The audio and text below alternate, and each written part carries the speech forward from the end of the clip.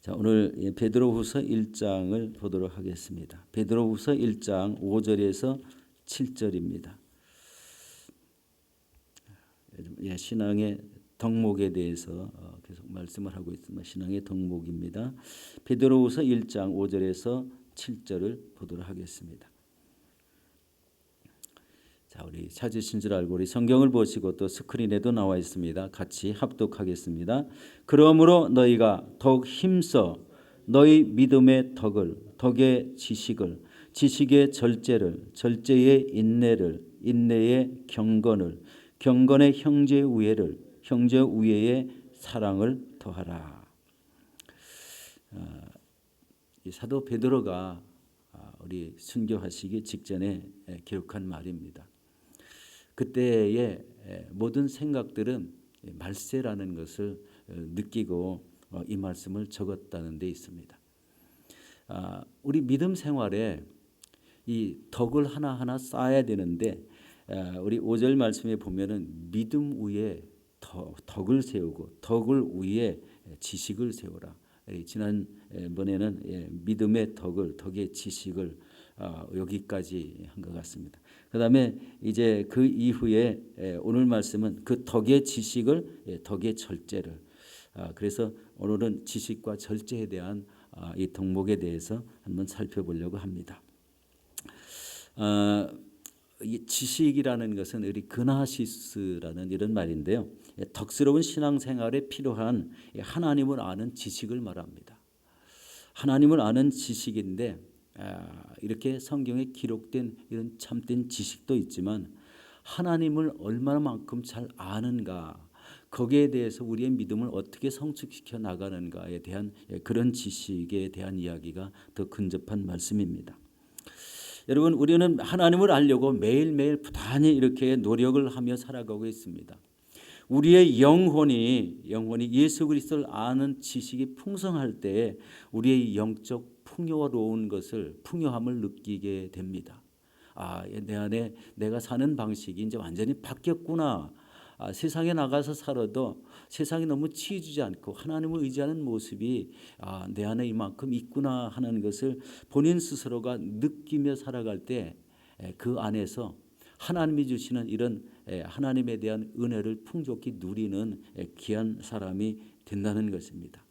영적 풍요, 하나님을 믿고 소망할 때, 하나님을 아는 지식이 넘쳐날 때 그런 풍요를 누리게 된다는 겁니다. 그런데 우리가 사는 이 세상은요, 세상 지식이 얼마나 넘쳐나는지요. 하루가 다르게 우리 학문이 하나씩 세워나가고 우리가 알지 못하는 이런 말들이 수없이 만들어져 나가고 있습니다.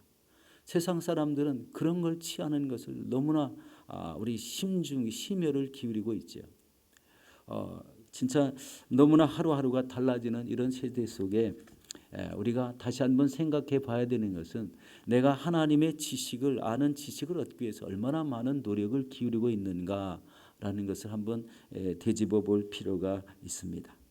우리가 하나님을 잘 알지 못해서 우리의 영혼이 자유를 누리지 못하고 있다면 전적으로 내 자신에 대한 문제라는 거예요. 오늘 봉독하지는 않았지만 베드로후서 1장 9절에 이렇게 말씀합니다. 이런 것이 없는 자는 맹인이라, 멀리 보지 못하는 사람이라고 이렇게 표현했습니다. 믿음에다가 쌓아야 될 덕을 갖추지 못하면 바로 이런 것이 없는 자들이 맹인이라는 이런 표현을 하고 있죠.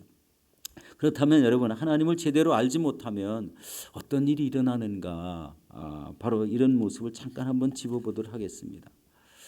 얼뜻 생각되는 게 교회는 열심히 다니는데요, 구원을 잃어버릴 수 있다는 겁니다. 이게 아이러니한 말이 아니고 하나님을 아는 지식이 올바르지 못하면 이런 현상도 일어날 수 있다는 거예요. 열심히 신앙생활하고 하나님을 믿었는데 끝에 구원을 잃어버린다면 이것같이 심각한 문제는 아마 없을 겁니다. 이 하나님을 아는 지식에 대해서 많이 알려고 한다면 역시 하나님의 말씀에 대해서 아주 신중하게 이렇게 읽고 그 말씀에 대해서 이렇게 되새김질하는 묵상을 좀 많이 해봐야 됩니다. 과연 예수 그리스도와 나는 어떤 관계인가? 지금 내가 성령 충만하다고 하는데 그 성령 충만한 그 신앙이 나에게 깃들이고 있는가? 진정한 성령 충만이라는 것이 무엇인가? 바로 이런 것에 대해서 깊이 생각하며 이런 말씀에 대해서 있는 그 성경 말씀을 집중적으로 한번 조명하면서 내 자신을 말씀과 이렇게 대면해 보는 그런 시간이 꼭 필요하다는 거예요. 이런 신앙 성숙이 일어나는 그런 방법은 역시 하나님의 말씀을 깊이 깨닫는 데 있습니다. 그런데 교회를 다니는데 구원을 받지 못했다. 이것은 하나님은 알기는 알았는데 깊이 알지 못하는 이런 말씀 아니겠습니까? 이런 사람은요, 하나님을 제대로 알지 못함으로 인해서 생기는 것은 결국 인생의 비참함을 맛본다는 거예요. 인생의 비참함. 우리 두 번째 우리 생각해 보는 것은 역시 인생의 삶에서 고난이 임할 때 탄식과 절망이 자꾸 나온다는 것. 고난이 임할 때에는 고난을 이기려고 내 자신은 이길 수가 없는 고난이 있지만 하나님을 의지해서 이기려고 하는 그런 믿음이 있다면은 그 믿음은 진짜 아름다운 믿음이라고 생각합니다. 고난을 붙들고 하나님 의지해서 이것을 이기도록 인도해 달라고 이런 마음속에 간구하면서 우리 고난을 맞이한다면 넉넉히 이기고 말 것입니다. 그런데요, 고난이 오면 탄식을 하면서 왜 나한테 자꾸 이런 것만 생길까?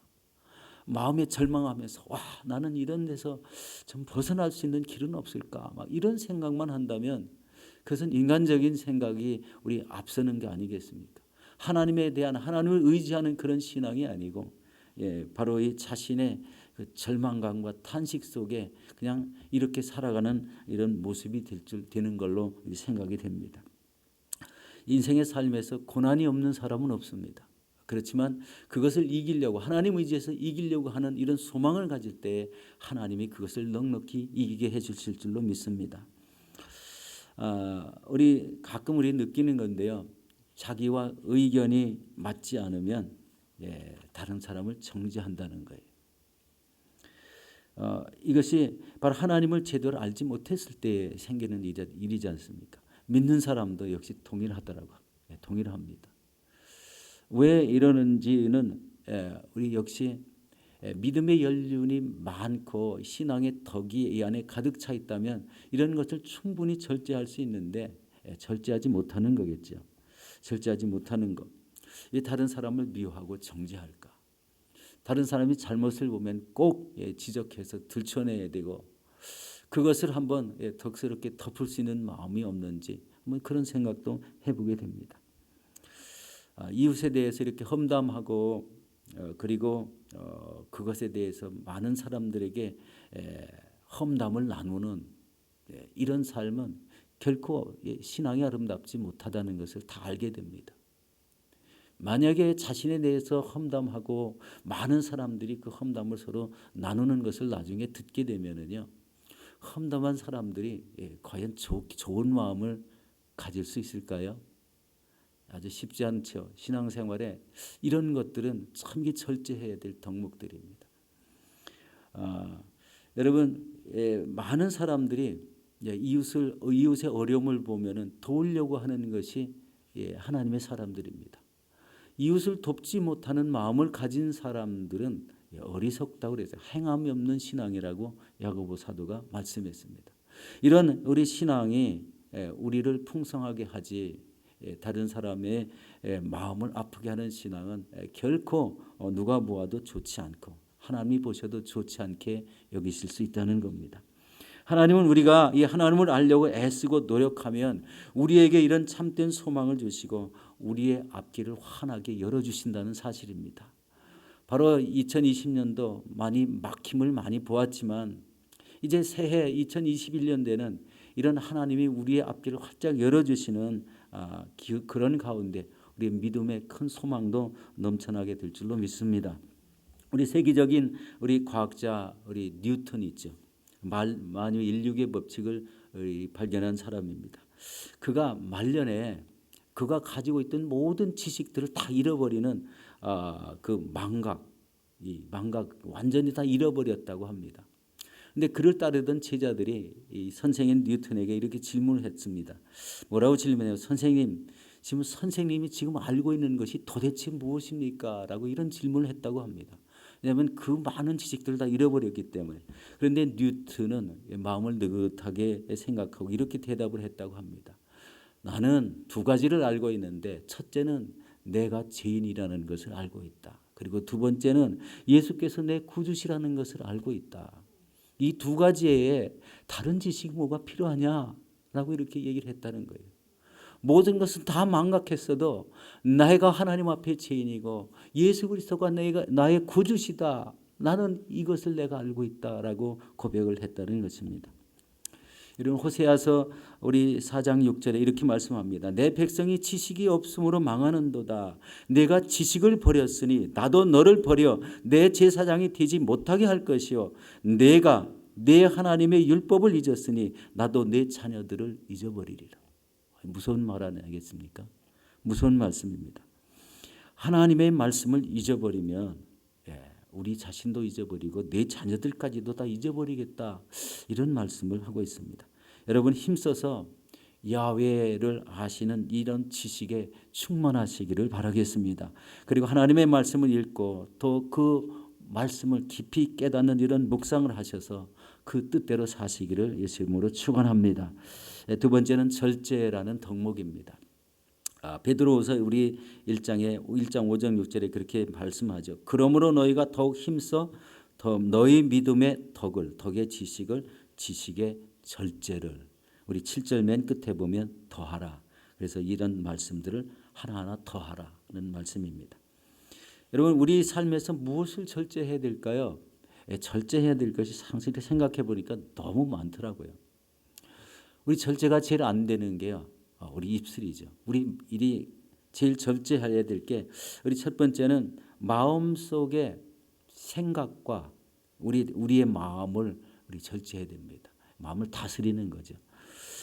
여러분 마음에 내가 생각내는 대로 행한다면은 삶에 어떤 현상이 생길까요? 저 사람이 행하는 모든 것들이 초점이 없을 것 같습니다. 이것도 해보고 저것도 해보고, 그죠? 이렇게 살아가는 이런 생각이 절제가 안 되고 마음이 절제가 안 돼서 이것도 해보고 저것도 해본다면 저 사람이 과연 살아가는 목적이 무엇일까? 다른 사람이 볼 때 아마 그런 느낌을 받을 것 같습니다. 이 좋은 생각이 우리에게 많이 떠오를 때가 있습니다. 이런 생각과 마음이 절제가 안 되는 사람에게 좋은 생각을 떠올렸었는데 그런 생각들이 귀중하다고 생각되지 않을 겁니다. 이 생각과 마음이 절제 없이 이렇게 행동을 한다면 그런 현상이 생길 것 같아요. 우리 성경에 보면 유다가 그랬습니다. 유다가 예수님을 자기의 스승으로 또 우리 랍비로 모시던 이런 예수 그리스도를 은삼십에 팔아버렸지 않습니까? 그 마음에 들어온 생각을 절제하지 못하고 내쫓지 못하고 바로 그대로 마귀의 말을 그대로 따랐다는 거. 우리 요한복음 13장 2절에 보면 마귀가 벌써 시몬의 아들 가롯 유다의 마음에 예수를 팔려는 생각을 넣었도다. 이렇게 성경은 말씀합니다. 그런데 그 마음에 이거는 아닌데 하고 딱 물리쳤으면 되는데 그 말을 듣고 그대로 행했다는 데 문제가 있습니다. 그래서 우리 예수님께서 그렇게 말씀하셨어요. 차라리 나지 않았으면 좋았을 것을. 그 인생의 앞길에 파멸이 예고되는 그런 말씀이 아니겠습니까? 바로 이렇게 유다는 자기의 생각을 절제하지 못했습니다. 우리도 행여 우리 말에 절제를 하지 못하는 이런 경우들 때문에 낭패를 당한 적은 없습니까? 이런 것들이 굉장히 참 심각하다고 생각이 됩니다. 이런 자기 일생에 큰 영향을 줄 수 있는 이런 행동을 한다면 거기에 대해 참 자신이 어떻게 절제를 하지 못하고 자신의 이후가 어떻게 되는지를 알지 못하는 그런 사람이라고 생각이 됩니다. 우리 로마서 7장 23절에도 이렇게 말합니다. 내 지체 속에 산 다른 법이 내 마음의 법과 싸워 내 지체 속에 있는 죄의 법으로 나를 사로잡는 것을 보도다. 죄의 법으로 나를 사로잡는 것을 보도다. 이게 사도 바울이 고백한 말씀입니다. 여러분 모든 사람들 속에는 이런 갈등이 계속 일어납니다. 이때 내 생각과 마음을 절제하지 않으면 큰 낭패를 보는 인생이 될 수 있다는 것입니다. 우리 두 번째는 말을 절제해야 됩니다. 우리 야고보서 3장 6절에 보면 혀는 곧 불이요 불의의 세계라. 혀는 우리 지체중에서 온 몸을 더럽히고 삶의 수레바퀴를 불사르나니 그 사르는 것이 지옥불에서 나느니라. 말을 마음껏 하는 사람들에게 바로 이런 것을 좀 우리 깨우쳐야 된다. 우리 잘 아시는 내용이지만 우리 교회에 이런 말 때문에 서로 마음이 다치고 아픔을 많이 이렇게 겪은 것을 보게 됩니다. 새해에는 이제 이런 신앙이 다 없어지고 덕을 세우는 이런 신앙, 절대를 통해서 말이 통제되고 절대를 통해서 다른 사람들을 사랑하고 그리고 그 사람들을 포용할 수 있는 이런 마음을 가져야 되겠습니다. 우리 마태복음 12장 36절 37절에 이렇게 말합니다. 내가 너에게 이르노니 사람이 무슨 무익한 말을 하든지 심판날에 이에 대하여 신문을 받으리니 내 말로 의롭다함을 받고 내 말로 정죄함을 받으리라. 여기서 중요한 것이 무슨 말씀입니까? 내가 한 말이 심판날에 신문을 받을 것이라는 말입니다. 우리가 전혀 생각하지도 못하고 예측하지도 못한 말씀이 여기에 나와 있어요. 마지막 심판날에 내가 한 말에 신문을 받겠다는 겁니다. 그러면은 무익한 말을 했을 경우는 정죄의 심판이 임하겠고, 그렇지 덕스러운 말을 할 때는 은혜의 심판이 되지 않겠습니까? 바로 지금 이런 일이 일어나지 않는다고 해서 마구 정죄하고 판단하는 일은 자기의 앞길에 큰 낭패를 만나는 그런 경우가 생길 수가 있다는 겁니다. 여러분 새해가 오기 전에 이런 신앙의 덕들이 무엇이고 신앙의 나태함과 악함과 자기 인생을 망칠 수 있는 말들이 무엇인지를 한번 생각해 보시면서 한 해를 보내면서 이런 악한 것들은 다 뒤로 떠내보내고 우리 2021년도를 맞을 때는 이런 좋은 이런 절제하는 습관으로 우리의 신앙을 우리 더욱더 덕스럽게 고쳐 나갔으면 좋겠습니다. 에베소서 4장 29절에 이렇게 말합니다. 무릇 더러운 말은 너희 입 밖에도 내지 말고 오직 덕을 세우는 데 소용이 되는 대로 선한 말을 하여 듣는 자들에게 은혜를 끼치게 하라. 물론 여러 가지 절제할 내용들이 많지만 신앙의 시간이 많이 지나갔습니다. 여러분 입술에 파수꾼을 세우시기 바랍니다. 그리고 매일 언어를 청하고 이 선한 말을 하여서 우리 선한 말을 하시고 선한 것을 얻기 위한 이런 불필요한 말을 제어하시기 바라겠습니다. 우리 사랑하는 우리 성도 여러분, 이 마지막 시대에 사람들이 사랑이 식어진다고 성경에 기록되어 있습니다. 그러나 우리 믿는 사람에게는요, 사랑이 식어지는 것이 아니라 더욱더 사랑 안에 서로 포용하고 서로 돕고 서로 격려하는 이런 신앙이 되었으면 좋겠습니다. 특별히 이제 오늘 말씀한 대로 하나님을 아는 지식에 풍성하시고 또 내 마음의 생각과 말들을 절제하여 주셔서 하나님 앞에 영광된 귀한 신앙을 이루시기를 예수 이름으로 축원합니다.